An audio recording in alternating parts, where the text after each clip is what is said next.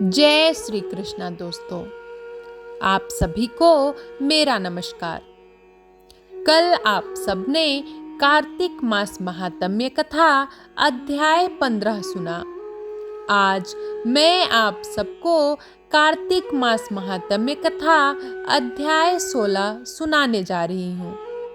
तो श्री हरि विष्णु का नाम लेकर कथा शुरू करते हैं। कार्तिक मास महात्म्य कथा अध्याय 16। सुनो लगाकर मन सभी, संकट सब मिट जाए। कार्तिक महात्म का कमल पढ़ो 16वां अध्याय। राजा पृथु ने कहा, हे नारद जी, ये तो आपने भगवान शिव की बड़ी विचित्र कथा सुनाई है। अब कृपा करके आप यह बताइए कि उस समय राहु उस पुरुष से छूटकर कहाँ गया। नारद जी बोले, उससे छूटने पर वह दूत बर्बर नाम से विख्यात हो गया और अपना नया जन्म पाकर वह धीरे धीरे जलंधर के पास गया। वहां जाकर उसने शंकर जी की सब चेष्टा कही।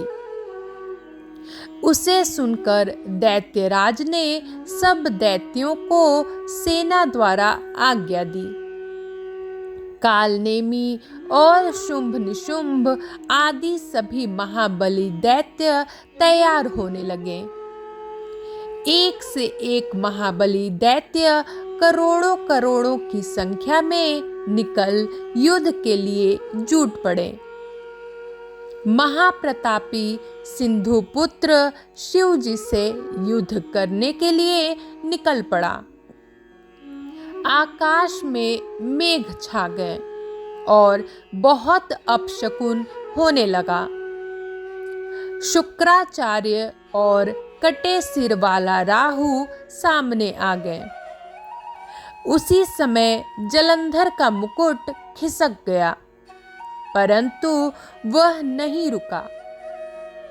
उधर इंद्रादि सब देवताओं ने कैलाश पर शिव जी के पास पहुंचकर सब वृत्तांत सुनाया और यह भी कहा कि आपने जलंधर से युद्ध करने के लिए भगवान विष्णु को भेजा था।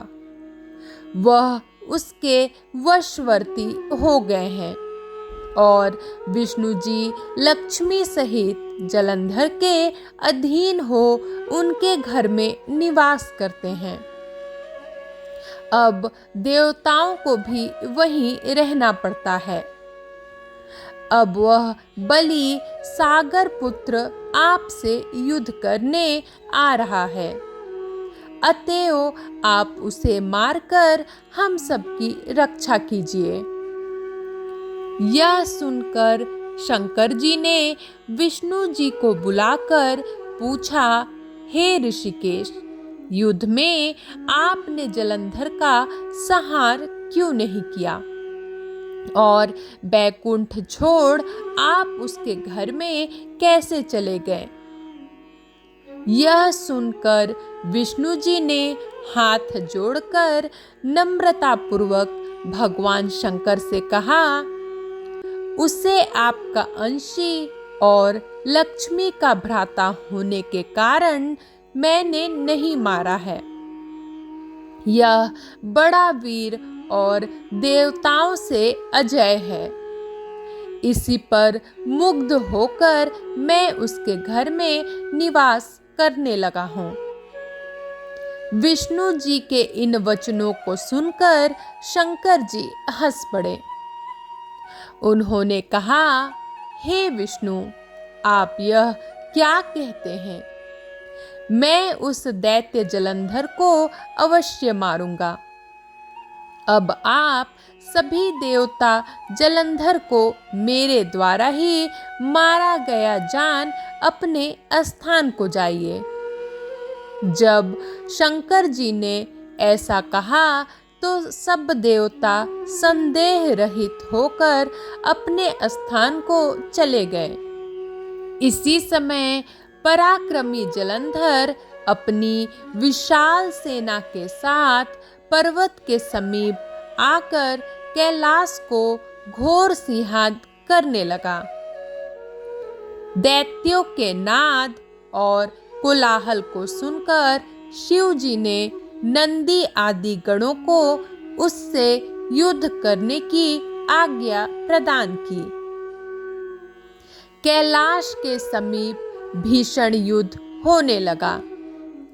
दैत्य अनेकों प्रकार के अस्त्र शस्त्र बरसाने लगे। भेरी, मृदंग, शंख और वीरों तथा हाथी, घोड़ों और रथों के शब्दों से शाब्दित हो पृथ्वी कांपने लगी।